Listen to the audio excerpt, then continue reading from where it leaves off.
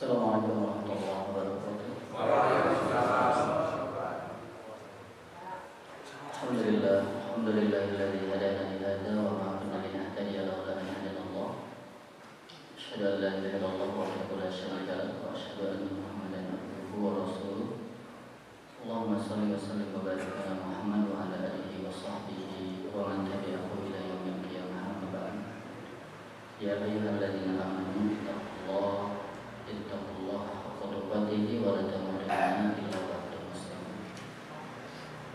Bapak Ibu hadirin rahimakumullah, alhamdulillah penting kita panjatkan puji syukur kehadirat Allah Subhanahu wa taala, nikmatnya, karunia-Nya memudahkan kita pada hari ini bisa salat subuh berjamaah, diberi kesempatan untuk duduk dalam kajian ilmu dalam keadaan sehat walafiat.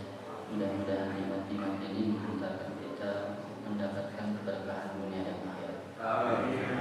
Salawat dan salam senantiasa dilimpahkan kepada panutan kita Rasulullah Muhammad SAW, pada segenap keluarganya, para sahabatnya dan seluruh umatnya sampai akhir zaman.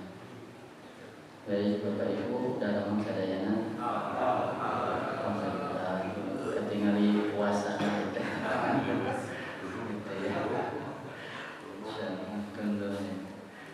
Kita akan lanjutkan bab tentang al-khauf, hadis-hadis yang dikutip oleh Imam An-Nawawi dalam kitab Riyadhus Shalihin berkaitan dengan bab khauf, takut. Hadis yang diriwayatkan oleh Imam At-Tirmidzi ini dari Nadah bin Ubaid al-Aslami.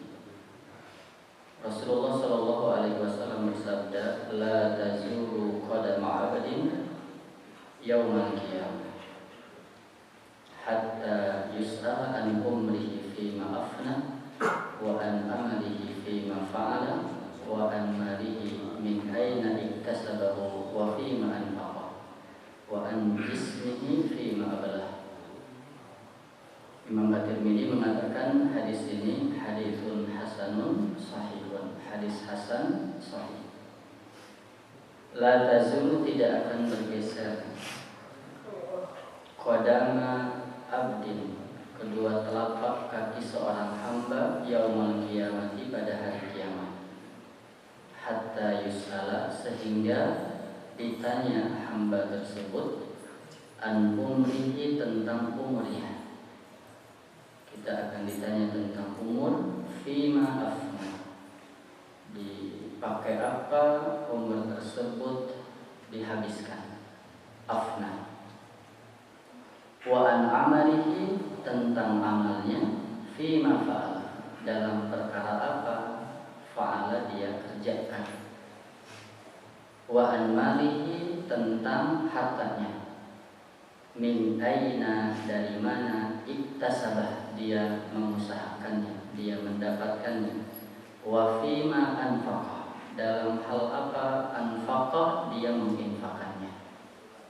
Jadi dua pertanyaan, dari mana didapatkan dan untuk apa harta itu dipergunakan. Wa an jismihi, tentang jasadnya, jisimnya, fima ablah, dalam hal apa ablah, badan itu dirusakkan sampai akhirnya ya kita wafat. Bapak Ibu hadirin rahimakumullah, ini ada beberapa pelajaran dari hadis yang tadi dibaca. Yang pertama, al-hasu ala ihtinamil hayat fima yaqullahu ta'ala, dorongan, motivasi untuk memperhatikan kehidupan yang Allah berikan ini, mempergunakannya dalam hal yang Allah ridhoi. Karena umur kita, lalu ilmu kita, harta dan jasad kita itu akan dimintai pertanggungjawaban, akan ditanyakan. Maka motivasi agar kita semua yang Allah karuniakan ini dipakai untuk mendapatkan hal-hal yang Allah ridhoi. Maka kalau ada bahasa la ilaha illallah, la maqsuda illallah. Bahwa tidak ada yang menjadi tujuan itu kecuali Allah, kecuali mendapatkan keridhaan Allah. Allah katakan radhiyallahu an wa radhiyallahu anhum wa radu an. Jadi berharap Allah ridho kepada kita kelak dan kita ridho dengan apa yang Allah berikan. Gitu. Jadi puncaknya mardotillah. Meskipun bahasa mardotillah itu bahasa yang abstrak. Nah, dalam kenyataannya tentu tidak realistis. Konkret, mardotillah itu sesuatu yang Allah ridhai. Kira-kira pengajian duduk setelah sholat subuh kemudian mendengarkan, Allah ridho tidak? Allah ridho tidak? Ya, apalagi Rasul katakan man kharaja fi thalabil ilmi kana fi sabilillah. Man salaka tariqan yaltamisu fihi ilman sahalallahu lahu tariqan ilal jannah. Jadi orang yang keluar dari rumah niat untuk ngaji, itu Allah tulis dia berada di jalan Allah. Hatta yarji'a, sampai kita pulang. Kintenan upami di bumi ayeuna ngajuna bobo di masjid. Bobo oke. Tapi minimal di masjid lah niatana ngaji gitu. Meskipun praktekna sare oke gitu. Nah, tong gagangna sampai lanjutkan. Boga pahala. Belum lagi yang memahami konsep i'tikaf. I'tikaf itu apa? Duduk di masjid niat taqarrub kepada Allah meskipun sebentar gitu. Maka ada sebagian ulama itu mengajarkan ketika datang ke masjid niatkan untuk i'tikaf. Diam di masjid untuk beribadah. Ya. Nah, jadi seabad kebaikan meskipun prakteknya mah aku jeung di imam. Di imam bareng di dia ge teu inget dina naon. Ya, tapi innamal a'malu binniyat. Sing kintenan lamun urang jomblo terus bareng niat ka dia rek bareng rek ngaji. Nang teu kuat jadi bareng gitu. Punten tong kaganggunya kacengkeun. Da eta teh nikmat ti Allah, ya syukuri gitu. Bahaya teu bisa bareng itu. Lieu kan. Nah, ini yang pertama, wal ikhlas fil amal, dan ikhlas dalam amal. Karena Allah ini hanya menerima ketika amal itu ikhlas. Fama yarju liqa'a rabbi falyamal amalan shalihan wa la yusyrik bi ibadati rabbih ahad. Lamun amal hayang nepi ka Allah, bari ku Allah diterima, syaratnya harus ikhlas.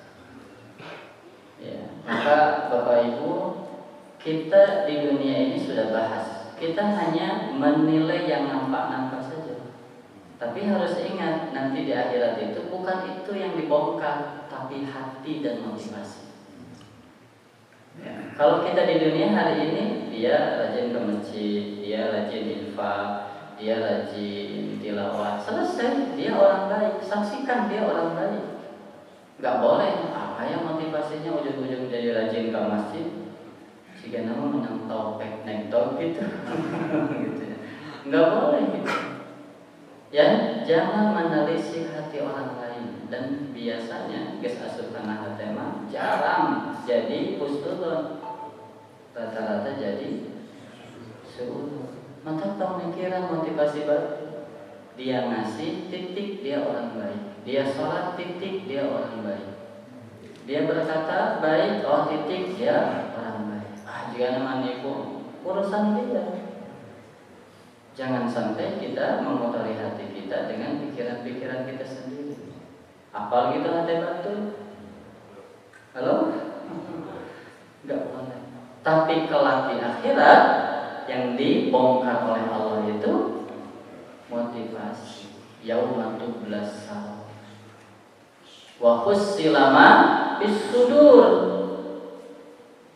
Maka orang yang disaksikan di dunia, ada orang yang hebat keilmuannya lalu dia mencerahkan umat, ustaz, kiai, ajengan dan sebagainya, ternyata dimasukkan di neraka. Ada orang yang luar biasa dermawan dengan hartanya, orang menyaksikan luar biasa, ternyata masuk neraka. Ada orang yang sungguh-sungguh berjuang menegakkan paling depan membela Islam, ternyata masuk neraka. Amaliyah nampaknya amal-amal yang luar biasa, tapi ternyata ketika dibongkar tidak ada Allah, yang ada ingin ada pandangan manusia, ingin disebut orang yang ilmunya luas, ingin disebut orang yang dermawan, ingin disebut pahlawan sang pemberani. Akhirat asut ke neraka. Maka lamun hoyong salamat dengan amal-amal kita, hadis ini jadi motivasi untuk ikhlas. Apa yang Allah karuniakan berupa umur, lakukan amal soleh dan ikhlas melakukannya. Ilmu, amalkan dan ikhlas menyampaikan dan mengamalkannya. Lalu harta, berusaha dagang sing ikhlas dagangnya. Lalu begitu infak sing ikhlas infaknya. Begitu juga dengan jasad kita yang saya yakin kita ini terus turunnya seiring dengan usia, kekuatan tubuh kita semakin menurun begitu. Maka motivasi al-ikhlas fil amal. Waqtisabul mal min turuqin masyru'ah, dan motivasi untuk mendapatkan harta, berusaha untuk mendapatkan harta dengan jalan-jalan yang disyariatkan, liyakuna halalan, agar yang didapatkan itu halal. Nah, suruhannya begitu, kulu min thayyibati ma razaqnakum wa'malu sholihan. Jadi amal soleh itu disebut setelah makan yang halal. Ini isyarat bahwa untuk mendapatkan amal soleh diantaranya harus makanan yang halal. Satu suap yang masuk itu menghijab antara kita dengan Allah 40 hari. Kalau badan ini dikenyangkan, dibesarkan dengan yang haram, fannaru aula, maka neraka itu lebih pantas baginya. Maka ibu bapak, orang-orang dulu, salafus sholih dulu, istri-istrinya itu ketika suami keluar dari rumah, bahasanya berusahalah, dan aku beserta anak-anakmu insya Allah sabar menahan lapar, tapi tidak sabar menahan neraka. Artinya apa? Pesan, carikan, bekerjalah dan dapatkan harta yang halal untuk menafkahi aku dan anak-anakmu. Begitu. Saminya jangan lagi gitu. Halo? Non bapak opat ALM kutilu kreatif betul. Jadi orang-orang itu gitu. Berangkatlah ya suamiku. Aku di sini insya Allah sabar menahan lapar, tapi aku dan anakmu tidak akan sabar menahan api neraka. Kumaha mati ayana di sini seakan-akan bekerja dan dapatkan harta yang halal, nafkahi aku dan anakmu dengan harta yang halal. Begitu. Wa'malu sholihan, baru beramal saleh. Termasuk makanan yang halal ini di antara hal yang memudahkan ijabah doa. Ya. Apa yang menghalangi dikabulkan doa? Makanan yang halal. Maka Sa'ad bin Abi Waqqas ketika meminta kepada Rasul, ya Rasul, berdoalah agar aku menjadi orang yang doanya mustajab. Kata Rasul, perbaiki makanannya. Dalam hadis Arba'in itu Rasul menceritakan seorang laki-laki dalam perjalanan yang jauh. Perjalanan jauh itu saat dikabulkan doa. Maka bapak ibu, kalau kita sedang berjalan dalam perjalanan yang jauh, doakan saudara-saudara. Rasulullah itu ketika Umar bin Khattab minta izin keluar dari Madinah untuk keperluan, apa kata Rasul? Wahai saudaraku, la tansana fi du'aika, jangan kau lupakan kami dalam doa. Karena orang yang sedang dalam perjalanan jauh itu saat dikabulkan doa. Maka orang-orang yang berangkat haji, umroh, titip itu, jangan lupakan aku dalam doa-doa. Apalagi dia berada di Masjidil Haram, dia sedang fokus beribadah kepada Allah. Pakaiannya yang lusuh, rambutnya yang sudah tidak ingat lagi karena saking sibuk ibadah, seperti ibadah haji. Lalu dia menengadahkan tangannya, diangkat tangannya sambil merengek, ya Rabbi, ya Rabbi, ya Rabbi. Tapi kata Rasul, pakaiannya haram, minumannya haram, makanannya haram, si badannya dikenyangkan dengan haram. Fa anna yustajabu lah. Bagaimana dia dikabulkan doanya? Jadi harta yang haram itu yang menghalangi doa kita. Ya, termasuk Bapak sekalian, Ramadan ini identik dengan bulan berdoa. Ya, bahkan kedah semangat berdoa karena ayat wa idza sa'alaka ibadi anni fa inni qarib ujibu da'watad da'i. Aku akan mengabulkan orang-orang yang berdoa. Idza da'ani, jika dia berdoa kepadaku. Itu ada di tengah-tengah ayat-ayat yang berbicara hukum puasa Ramadan. Maka ini jadi petunjuk kuat agar kita banyak dan bersungguh-sungguh berdoa. Ya. Dan titip ya, doa itu bukan hanya mengemukakan kabutuh.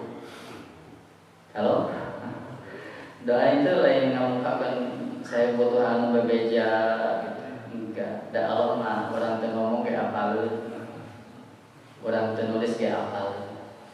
Titip Bapak Ibu, doa itu niatkan yang pertama ud'uuni astajib lakum. Ghafir ayat 60. Kunaon ngadoa diparentah ku Allah. Jadi kunaon ngadoa diparentah. Ketika kita berdoa bukti ketaatan da Allah marentah. Bahkan Rasulullah menyampaikan malam yaqullaha yaqdum alaihi, orang yang tidak berdoa kepada Allah, Allah murka. Ada perintah, ada ancaman dengan kemurkaan. Berdoa ke Allah itu hukumnya wajib, dan berdoa kepada selain Allah hukumnya haram, jadi syirik kan. Jadi lamun ditanya, kunaon ngadoa diparentah ku Allah. Lamun Allah parentah moal. Lebih enak kan? Kunaon ngadoa diparentah. Dalam menak hitung-hitungan nikmat mah geus RH lo makana nikmat daripada ibadah gitu. Tapi karena diparentah mari diancam dengan kemurkaan, nah kita berdoa. Maka hakikat doa itu ibadah, ketaatan, ketundukan. Innal ladzina yastakbiruna an ibadati sayadkhuluna jahannama dakhirin. Yang kedua, hakikat doa itu memperlihatkan sikap tawadhu kita di hadapan Allah. Memperlihatkan butuhnya kita ke Allah, memperlihatkan yakinnya kita ke Allah, dan ini sebetulnya intisari ibadah. Butuh, yakin, naon deui? Tawadhu. Rendah hati, rendah diri di hadapan Allah. Ini kan hakikat la ilaha. Atau wajar lamun aya jami nu mengemukakan doa mukhul ibadah. Doa itu otaknya ibadah. Kira-kira Bapak Ibu lebih khusyuk doa, lebih khusyuk sholat? Halo? Ngomong imam panjang kayaknya. Bendan, Pak, selama ini mana yang lebih terasa bahwa butuh dengan Allah? Bapak di saat berdoa, di saat sholat? Halo? Saya tidak ngalai entah Jumat ini Bapak. Di saat sholat, di saat berdoa? Bendan, Bapak berdoa biasa sukarela atau kapaksa? Pernah ke sholat kapaksa? Sadang deui. Coba. Tapi doa kita datang dengan sukarela. Bentar, pernah ketika sholat nyambung terus nyambung? Allah khusyuk ke Allahu Akbar. Fatihah masih kene geus surat tong mikiran Allah poe Minggu Bapak aya masak naon.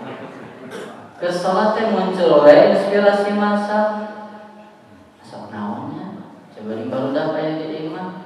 Pas ruku dapat info, dapat inspirasi. Oh, di kulkas aya kene daging. Tuh. Gitu ya. Berarti itu kudu belanja. Naik kalaupun tidak mikir tadi ya daging lagi kumaha digoreng tadi saja. Bersujud datang dari inspirasi. Mantap pas naik ke luhur, dia rokat kesabaran. Punten Pak, pernah di saat ngadoa gitu pakai bahasa serangan daripada bahasa Arab dengar beri salah dari bacaan. So, coba ya Allah, solehkan anak-anak saya. Punten, rasakan hati, pikiran kita nyambung teh jeung Allah. Nyambungna terus-terusan nyambung selama doa atau kadang-kadang selama kita ngobrol dengan Allah itu terus nyambung. Punten, jangan menganggap sepele doa. Karena bisa jadi ini jadi amal andalan kita. Salat kadang culang cileng, tilawah Quran narolang bari tengah, zikir kadang malas, atuh ngadoa atuh kalakuan teh nya. Baik Bapak sekalian, itu jadi karena doa. Baik, tapi saya hanya ingin ini mumpung di bulan Ramadan. Jadi berdoa di Ramadan itu berkumpul dua keistimewaan. Satu keistimewaan Ramadannya, kedua keistimewaan puasa. Ya, karena kata Rasul, "Lis-shaimi da'watun la turaddu." Bagi orang yang berpuasa ada doa yang tidak tertolak. Maka mumpung berpuasa, mumpung di bulan Ramadan, dan rada hese puasa di luar Ramadan, maka ada keistimewaan Ramadan, ada keutamaan puasa. Berkumpul tuh, pakai berdoa. Jangan pernah lelah dan tong hitung-hitungan. Entah dua oleh targetannya. Ya Allah, saya doa itu ibadat, doa ibadat kata Rasul. Nomor kedua, saya menampakkan butuhnya saya ke Allah, menampakkan tawadhunya saya ke Allah, menghilangkan kesombongan. Karena ayat ini dilanjutkan innal ladzina yastakbirun. Jadi di doa itu berkumpul nilai ibadah dan nilai adab kepada Allah. Dahsyat itu. Pemikiran hasil bikin gak usah terburu-buru. Yang penting mah jalan baik ngadoa. Geus ngadoa sing ikhlas, teu kudu dipikiran. Geus ngadoa kira-kira dikabulkeun saya mau loba dosa. Jika memoal teu menang kitu. Alus kene ngaku dosa daripada ngaku suci begitu. Dan jangan putus asa dari rahmat Allah. Allah itu as-samad. As-samad itu tempat bergantung makhluk tanpa birokrasi. Ya, Allah itu tempat bergantung makhluk tanpa ada birokrasi. Langsung nyambung. Silakan.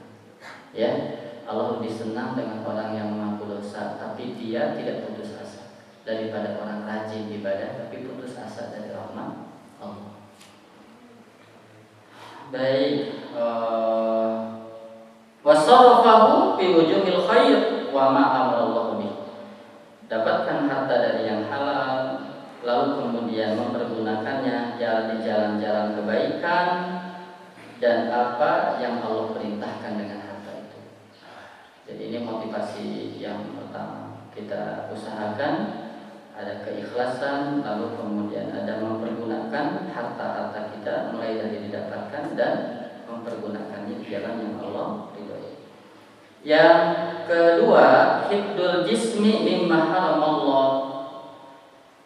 Menjaga jasad kita dari apa yang diharamkan Allah, wa tashiruhu li taatillah subhanahu, dan menundukkan badan kita ini dalam ketaatan kepada Allah. Ini zaman ada dalam kitab Jami'ul Ahkam Sarah Arba'in Ibnu Rajab. Ada kakek-kakek yang sudah sangat sepuh gitu. Geus koot pisan, tapi eta lompatan ajalan-ajalan kan. Sampai orang lain atuh lah gitu, sing apal umur kan begitu. Tapi apa yang dia katakan? Aku jaga badanku di waktu muda dari maksiat sehingga Allah jaga badanku di saat tua. Gitu. Ya. Apa yang dia katakan? Aku jaga badanku ketika muda dari maksiat sehingga Allah jaga hari ini di saat aku tua. Gitu, ya. Nah, jadi Bapak Ibu sekalian, ini yang kedua, bagaimana menjaga amanah badan kita dari hal-hal yang diharapkan oleh Allah Subhanahu wa taala. Sehingga ya ditundukkanlah badan kita ini untuk hal-hal yang Allah Allah perintahkan dalam ketaatan. Kenapa? Karena badan pun akan dimintai pertanggungjawaban. Bahkan di hadis yang lain itu nanti selain umur ada masa muda juga, gitu ya. Rata-rata anu masa rada oleng teh masa muda atau masa tua? Masa muda, masa tua. Atau beda kan? Bermolat itu lebih sholat lebih macet kan? Jadi tua-tua. Oh ya. Insyaallah. Dan Bapak Ibu sekalian, berikutnya wa ayyata'allamal insan al-ilman nafi faya'mal bihi khalisan lillah fayantafi'u huwa bihi wa yanfa'u ghairahu. Ini bagian yang berikutnya, motivasi agar manusia kita ini belajar ilmu yang manfaat lalu mengamalkannya khalisan lillah. Bahkan konsep agama kita belajar itu minal mahdi ilal lahdi. Jadi dikawin kita digendong oleh ibu kita sampai akhirnya masuk ke dalam liang. Jadi wayahna agama kita mah konsepnya begitu. Pendidikan sepanjang hayat. Ya, tidak dibatasi 6 tahun, 9 tahun, 12 tahun, tapi selama hidup kedah terus belajar. Kumaha lamun geus boga diajar? Tong hirup. Ya, jadi lamun urang hirup wayahna sing sabar diajar. Dan Bapak Ibu sekalian, ilmu itu hal yang terbaik untuk menasihati dan mengobati kelemahan-kelemahan kita. Itu ilmu. Ya, di papatahan kubatur mah kadang-kadang sok nyegah gitu. Tapi kalau ilmu tidak demikian. Ya. Maka terus belajar. Lalu beramal dan semuanya ikhlas. Belajarnya ikhlas, mengamalkan ikhlas lillahi ta'ala. Lalu dia mendapatkan manfaat fayantafi'u huwa bihi. Dia mendapatkan manfaat dari ilmu dan amalnya, dan dia pun memberi manfaat kepada yang lainnya. Apalagi kalau semangat belajar Al-Quran, karena Rasul katakan khairukum man ta'allamal Qur'ana wa 'allama. Sebaik-baik kalian orang yang belajar Quran lalu mengajarkan. Bapak Ibu, kalau ingin ilmu terus berkembang, kalau ilmu ingin terus bertambah, kahiji amalkan, kadua wurukeun. Wurukeun ajarkan. Jangan aneh. Hebat ya Ustaz. Ya tidak Ustaz, coba hiji materi. Eta teh jang satahun dari tiap masjid dengan kali setahun. Materi ini bisa jadi sudah berapa kali atau disampaikan. Jadi luar biasa lamun hayang ilmu kokoh, gampang kokoh, bahkan terus berkembang, amalkan. Nomor kedua, ajarkan. Orang yang belajar ilmu lalu mengamalkan, apalagi mengajarkan, Allah akan kasih loh ilmu tanpa dia belajar lagi. Jadi ada ilmu yang diusahakan kita datang belajar, ada ilmu yang kemudian Allah tanpa usaha Allah kasih. Kalau tahu kolam, halo, balong. Nah, balong kan ada cairan, tapi cair balong itu ya dialirkan di luar, gitu kan? Dialirkan, lalu masuk ke kolam. Nah, itu ilmu gambaran, ilmu muktasab, ilmu yang diusahakan. Oh, kita tidak tahu datang ke tempat kajian, akhirnya cinta. Yang kedua, ada ilmu ghair muktasab. Tidak, dia diusahakan. Hasil dari belajar, lalu dia amalkan dengan ikhlas. Bahkan dia ajarkan, Allah kasih ilmu tanpa dia belajar. Tapi ini buah dari belajar, mengamalkan, dan mengajarkan. Ini ibarat sumur. Sumur, airnya itu dari atas, dari bawah. Dari bawah. Habis tidak? Diambil jadi habis tidak? Terus nambah. Nah itu kayak begitu. Lalu perhatikan, kira-kira yang biasa kiru, nu di luhur, nu dihadap, balong atau sumur? Balong. Balong mah tergantung air yang masuk. Begitu juga kita ngaji, tergantung siapa yang menyampaikan materi. Gitu kan? Maka Bapak Ibu sekalian, sebetulnya orang awam itu, apakah orang awam punya madhab? Untuk madhabna tak eta we guruna. Lamun masuk Syafi'iyah, maka jadi Syafi'iyah. Kayak ustaz masuk Malikiyah jadi Malikiyah. Madhabnya madhab guru yang mengajarkan. Kalau madhab gitu, karena dia akan dipengaruhi oleh pemikiran guru yang menyampaikan. Begitu. Maka kalau air di atasnya jernih, kapalnya jernih. Tapi lamun kiru. Tapi lihat dari semua jernih, bening. Gitu ya. Ini gambaran ketika sudah belajar, ada riadoh untuk melatih amal dengan ilmu yang didapatkan. Setelah itu ya dia tidak puas, kecuali ilmu itu harus tetap kokoh terjaga dengan diberikan kepada orang lain. Ya. Baik Bapak Ibu sekalian, berikutnya mas'uliyatul insan yaumul qiyamah, ada pertanggungjawaban manusia kelak pada hari kiamat. Jadi opatnya umur, kedua halo? Hiji umur, nomor kedua harta, katilu ilmu, kaopat jasa. Ya, badan kita. Nah, kalau di hadis yang lain, selain umur itu ada ansyabihi, akan ditanyai tentang masa muda. Padahal masa muda itu bagian dari umur. Masa muda itu bagian dari umur. Ini menunjukkan pentingnya perhatian dengan masa muda. Begitu. Dan banyak hadis itu yang memuji para pemuda.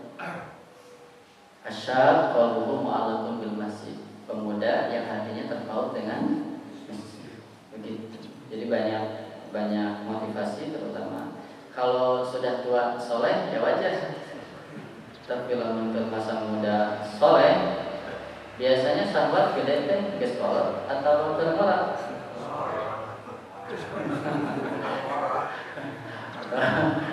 Atau aku rekannya wae karena nafsu mah tidak mengenal semua itu wae casing guys.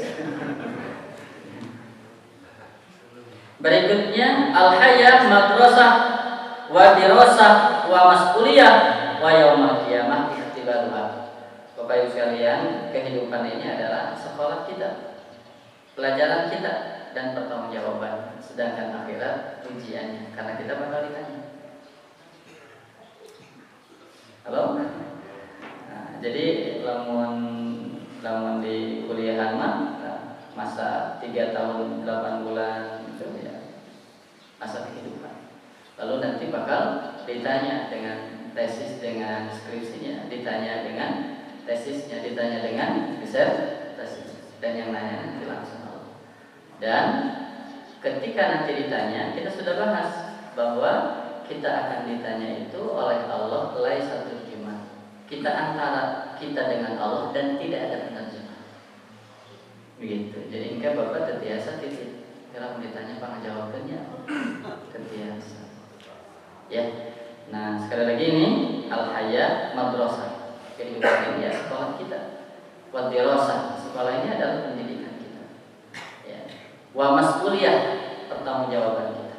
Karena nanti summalatus alunna yauma idzin anin nahi.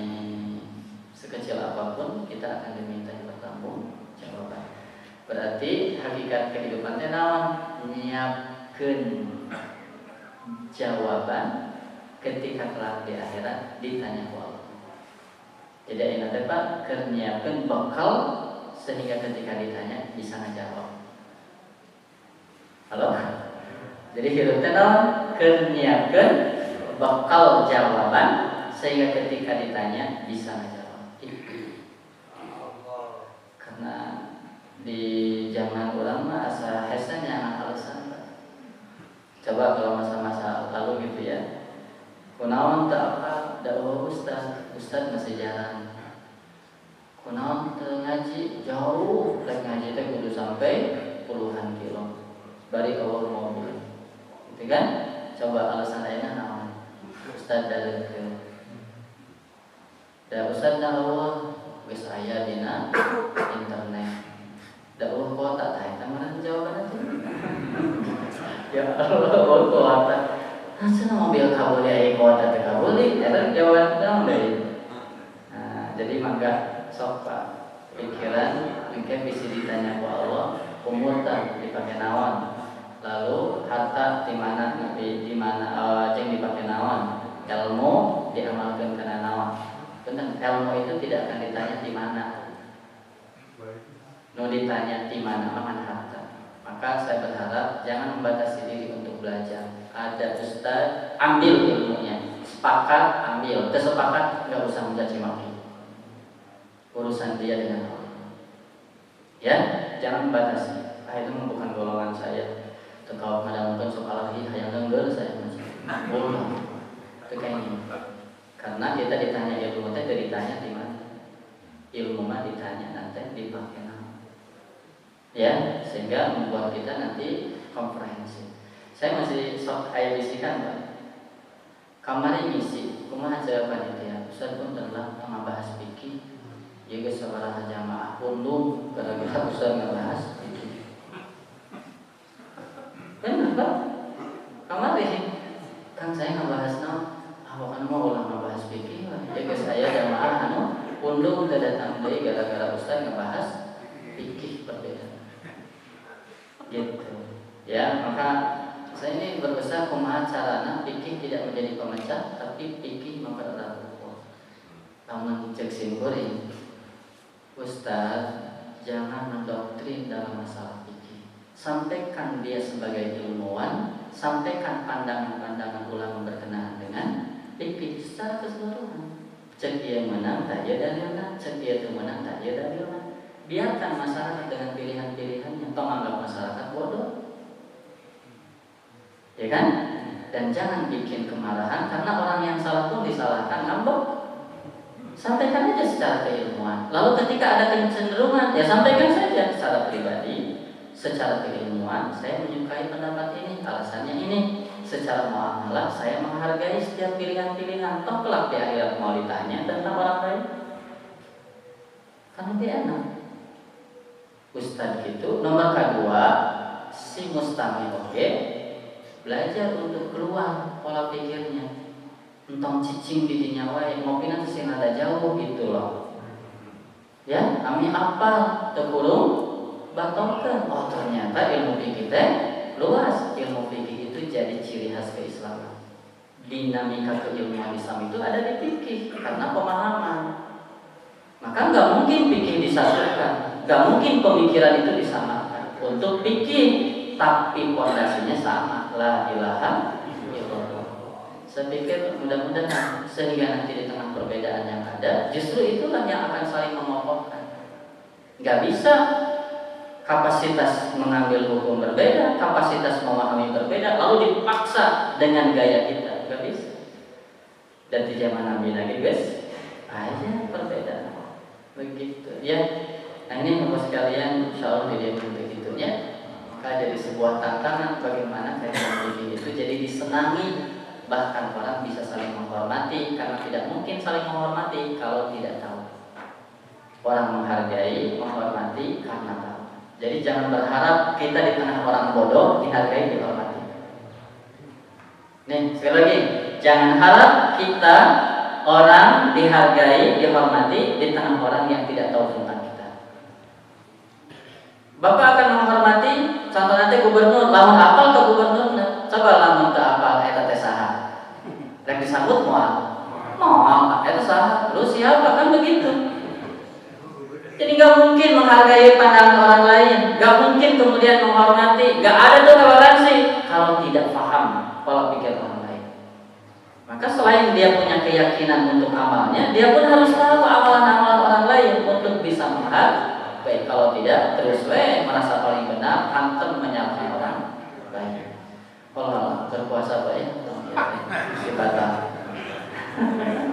baik kalau sekalian dengan Allah sehari-harinya penting lah nawasna. Insyaallah setelah ini nanti kita akan bahas tentang babul wajah, berharap.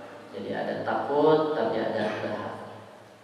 Mana Pak, kalau ada yang mau disampaikan, insyaallah sampai maghrib ya. Silakan, barangkali ada pertanyaan. Terus cekap? Ada satu. Assalamualaikum warahmatullahi wabarakatuh. Kemudiannya sangat bermanfaat buat kami. Ingin kami pertanyakan adalah di luar topik ini, Ustaz boleh? Ada sholat setelah sholat Jumat itu dilakukan sholat zuhur berjamaah, itu gimana hukumnya Ustaz? Assalamualaikum warahmatullahi wabarakatuh. Waalaikumsalam. Baik Bapak Ibu, secara dalil hadis dan perbuatan Rasulullah dan para sahabat, saya belum baca. Secara dalil, saya belum baca, gitu kan? Tetapi secara muamalah saya menghargai karena mereka niatnya ikhtiar. Karena ada sebagian pandangan sholat Jumat itu harus ada 40 orang.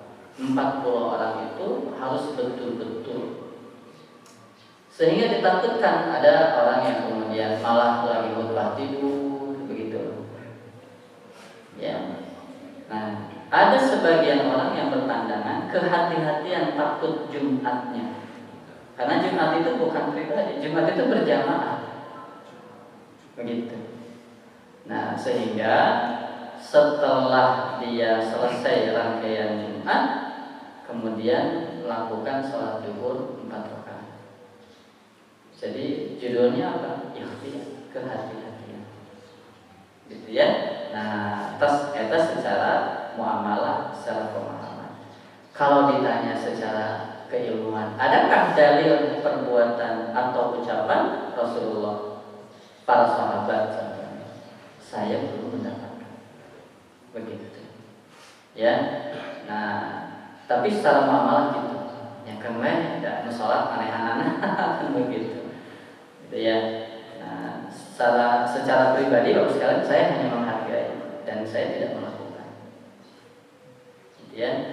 Ya sudah, saya yakin dengan Jumat yang sudah dilakukan ya, yakin bisa diterima kayak saya yang itu perlu dipikiran. Tapi bagi yang kemudian ada niatan saking hati-hatinya, itu urusan dia. Jadi secara pemahaman, ini secara pemahaman. Jadi ada kehati-hatian. Nah, termasuk secara pemahaman itu yang ada 2 kali lalu kemudian apa tuh? Sholat setelah adzan lalu kemudian ada sholat 2 rakaat begitu. Ya. Nah, padahal secara keilmuan, kita ngomong keilmuan, secara keilmuan zaman Rasulullah itu 1 kali, zaman Utsman bin Affan 2 kali, tapi itu dilakukan di pasar untuk memberitahu. Bapak Ibu yang pernah berjamaah di Mekah hari ini ada 2 kali, tapi adana lain di waktu zuhur. Jadi di Jumat itu ada 2 kali, tapi lain di waktu zuhur. Biasanya 1 jam atau setengah jam sebelum zuhur. Hari Jumatan zuhur. Begitu. Jadi ketika masuk zuhur anggap baik sekali. Ya teman hanya mengingatkan seperti subuh geningan. Adzan kan ada 2 kali, adzan awal. Lu adzan awal kan lain di waktu subuh. Subuh anggap baik adzan sekali. Itu kan secara keilmuan. Tapi secara amaliyah kita menemukan adzan 2 kali teh geus waktu zuhur. Ya, kalau di amaliyah di beberapa tempat di Indonesia ada 2 kali kan di waktu zuhur, gitu contohnya. Nah, punten Pak, ini secara keilmuan ya sampai karena enggak zaman Utsman bin Affan memang 2 kali. Tapi zaman Rasulullah 1 kali. Jangan membenturkan badai Utsman, badai Rasul, tidak boleh. Dan Utsman bin Affan tadi disepakati dia khulafaur rasyidin. Lalu Rasulullah juga kan alaikum bisunnati wa sunnati khulafair rasyidin. Jangan membentur-benturkan. Mau enggak wae pada Rasulullah 11 rakaat, pada Berarti Umar bin Khattab 20. Enggak boleh gitu. Dan Umar bin Khattab juga disepakati dia termasuk khulafa ar-rasyidin. Lalu Rasulullah katakan alaikum bisunnati wa sunnati khulafa ar-rasyidin al-mahdiyyin. Siapa yang khulafa ar-rasyidin al-mahdiyyin? Disepakati siapa ya? Abu Bakar, Umar, Utsman, Ali. Pahami juga kenapa Umar bin Khattab berinisiatif jadi 20. Gitu. Bahkan zaman Umar bin Abdul Aziz di Madinah seberapa rakaat? 30 genap. Nah sehingga tas secara keilmuan gitu. Ulama tong loba tong mikiran jumlah mendingan mikiran kualitas. Ayyukum ahsan. Ya. Bade ka mana keur sunat disunatan. Halo? Keur sunat disunatan. Allahu Akbar, iftitah jadi tidak ada yang buru-buru tanya. Lalu tasbih jadi sakali, subhanarabbiyal adzim jadi cepiki jadi. Tapi lamun secara keutamaan minimal 3. Keur tasyahud, keur duduk di antara 2 sujud kan doa gitu. Rabbi firli warhamni geus turun. Cukup. Tapi kan sayang dari TK butuh wajib murni hayang teu beunghar. Halo? Hayang teu beunghar? Wajib murni, warfa'ni hayang teu tinggi darajat. Warzuqni hayang rizki. Wahdini hayang petunjuk. Wa'afini hayang sehat. Nah, betul dibaca. Di antara doa yang tidak terkabulkan, doa anu teu dibaca gitu. Nah, punten Pak. Tapi ngobrol secara fikih sah tidak? Sah. Tapi kalau subhanallah ngan ieu mah nyaho we keur mati Ramadan gitu. Lalu ketika tahiyat rata-rata asal ayat shalawat ka Nabi jeung keluarga. Allahumma sholli ala Muhammad, Allahumma sholli ala sayyidina Muhammad wa ala sayyidina. Biasanya assalamualaikum. Karena cek fikih asal ayat shalawat ka Nabi jeung keluarga. Kan sayang juga tidak berdoa. Eta tina tahiyat kana bagian urang doana Allahumma inni a'udzubika min azabi jahannam wa min azabil qabri. Kan eta bagian urang. Begitu. Ya, tapi kembali ini kan secara ilmu tadi kaji. Sah teu nu teu maca Allahumma inni a'udzubika min azabil qabri. Sah teu salat. Sah teu nu teu maca iftitah. Sah teu nu maca tasbih ngan sakali. Sah gitu. Mangga. Nah, atau kali itu naik level. Tapi tidak bicara masalah jumlah, bicara masalah kualitas. Ayyukum ahsan. Gitu. Atau amin terilatih eta bae subhanallahumma wa bihamdika wa tabarakasmuka wa ta'ala jadduka wa la ilaha ghairuka. Bisi Allah wa kabiro panjang deui. Bisi Allahumma baik ini panjang begitu ya. Nah ini Bapak sekalian, jadi kembali ke masalah-masalah tadi. Ini masalah fikih, saya hanya sampai di sana. Bapak sepakat mangga amalkan, Bapak tidak sepakat tidak usah mencaci maki. Jangan ribut ngurus amal batur dan mau ditanya ku Allah moal. Urang mah ditanya teh amal urang. Ngaributkeun amal batur, urang jadi pokok kana amal urang. Halo? Lamun orang sibukkan nilai batur, akhirnya orang jadi pokok memperbaiki amal. Tapi minimal itu konsepnya. Ya sudah, sepakat diambil, tidak disepakati hargai. Begitu ya. Tapi kan dia tidak diajarkan. Begitu. Kenapa pikir itu benar? Apakah ketika zaman Rasulullah tidak ada yang berasal dari sahabat? Ada tidak? Apakah ketika Rasulullah itu masih ada? Ada nggak kreativitas sahabat? Simkuring Rasulullah. Sami Allahu liman hamidah Rabbana walakal hamdan katsiran thayyiban mubarakan fi. Eta doa Rasul sanes. Eta doa Rasul sanes. Itu doa apa nih? Eta doa Rasul sanes. Lain sahabat beres salat man al-mutakallim sahabat yang mengobrol. Apa kata Rasul? Tadi itu berebut 30 sekian malaikat ingin mencatat yang pertama.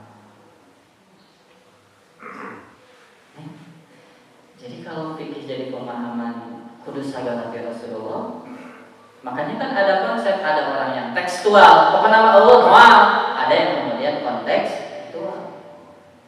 Intinya pujian. Tapi ini disepakati oleh Rasul. Tadi itu 30 sekian malaikat berebut ingin menulis yang pertama. Hamdan katsiran thayyiban mubarakan. Sahabat, bersolat. Gitu. Satu lagi ada dalam Bulughul Maram doa ya. Allahumma inni as'aluka bi anni asyhadu annaka anta Allah la ilaha illa anta al-ahadus samad alladzi lam yalid wa lam yulad wa lam yakul lahu kufuwan ahad. Sahabat berdoa. Lalu di komentar itu Rasul, tidaklah seorang berdoa dengan itu kecuali Allah kabulkan. Berarti ada kreativitas sahabat. Tapi intinya apa? Pujian dan penetapan asma Allah. Maka sebelum berdoa disebut begitu. Nah ini Pak berbicara fikih. Makanya kan ada orang yang tekstual. Mana teksnya? Ada orang yang kontekstual. Makanya ada kelompok orang yang mengatakan al-ibrah bil jauhar la bil madhar. Nah kalau ini orang-orang yang kontekstual.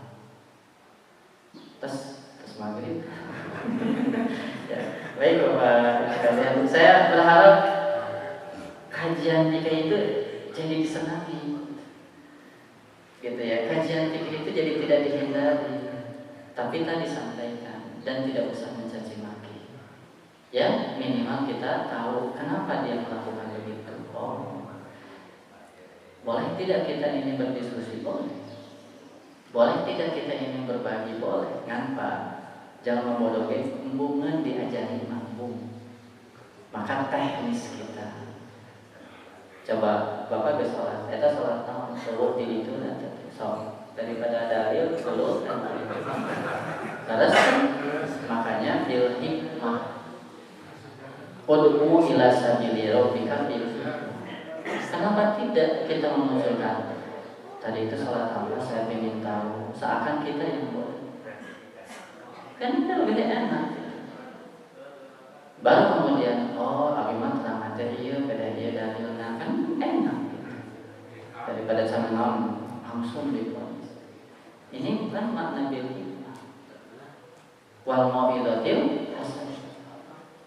Badi diskusi wajah di pembilatil hasan sing hari luas, bukan mencari pembenaran, tapi mencari kebenaran. Maka kalau la ilaha illallahnya benar, punten Pak. Dia akan tunduk ke Allah dan Rasulnya. Dia tidak akan mempertahankan dalil yang lemah ketika menemukan dalil yang kuat. Kenapa? Sandaran dia itu bukan pemikiran, sandaran dia ketaatan ke Allah dan Rasulnya. Maka jangan aneh kalau ulama-ulama dulu hari ini lalu kemudian jadi berpindah pandangan ketika menemukan dalil yang kuat. Nah, kadang-kadang di ulama geus kenging ilmu teh dan adat geus kapulun kunaon. Dan ini guys membatasi diri Pak. Dia sudah tidak mau membuka pikiran dia, merasa sudah benar, jadi akhirnya tidak mau menerima dan tidak memahami orang lain. Maka ayo buka kita ini jadi mustami yang kritis. Lalu ada ustadz yang mencerahkan dan memberikan ilmu yang komprehensif. Yakin fikih itu jadi yang disenangi. Bahkan fikih itu yang bisa mempererat ukhuwah, karena tidak mungkin umat ini disatukan dalam satu fikih, satu pemikiran. Enggak mungkin. Ya, latar belakang naon? Kemampuan memahami tiap orang berbeda-beda. Tas jam kena pelampung. Kudu kali ada sallallahu alaihi Muhammadin wa alihi wasallam. Assalamualaikum warahmatullahi wabarakatuh. Baik hadirin jamaah sekalian, demikian kajian kita pagi hari ini. Semoga ada ilmu, ada hikmah, ada pelajaran yang bisa kita ambil dan kita amalkan dalam kehidupan sehari-hari. Kita tutup dengan doa akhir majelis. Subhanallahumma wa bihamdika asyhadu an la ilaha illa anta astaghfiruka wa atubu ilaik. Assalamualaikum warahmatullahi wabarakatuh.